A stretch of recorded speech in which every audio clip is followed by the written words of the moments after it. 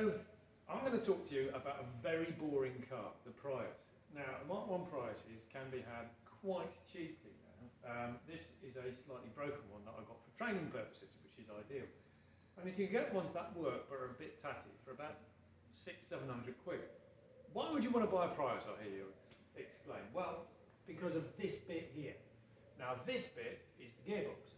That contains a differential and two electric motors, a 50 kilowatt and a 20 kilowatt motor. You run them both together, you get just shy of 100 horsepower and about 200 foot-pounds of torque, which is quite good. It's quite a compact little unit. This lump on top is the inverter, that's the power electronics that runs the motors.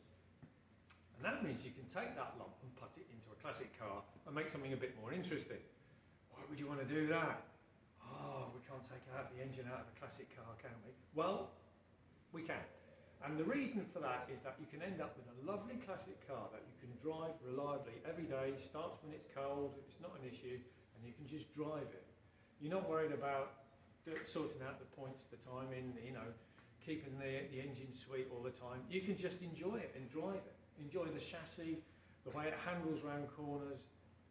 Yes, something's lost. You don't have that engine sound anymore. So yes, I will grant you something is lost, but something is gained, and the way it drives is superb. So converting a classic to electric, it swings and roundabouts, and I think there's a benefit for some cars. Wouldn't do it to all cars, but it can be a benefit, and it makes it much more enjoyable driving. So, should everyone think about converting their cars to electric? No, because you need some proper training. There's stuff in here that will really, really hurt you. This runs on 200 volt electrics here.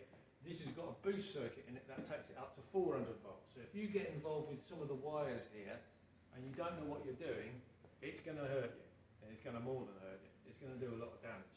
And also, if you're going to convert a car to electric, you've got to think about what happens in the worst case. If you have a crash and a fire brigade have to attend, is it going to be safe for them? So you've got to make sure you engineer it properly. It can all be done, you just need the right knowledge and the right skills.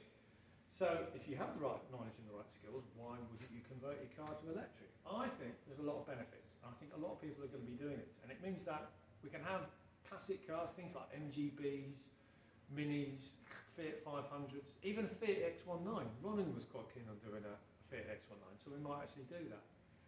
And those cars will still work in 10, 15, 20 years' time.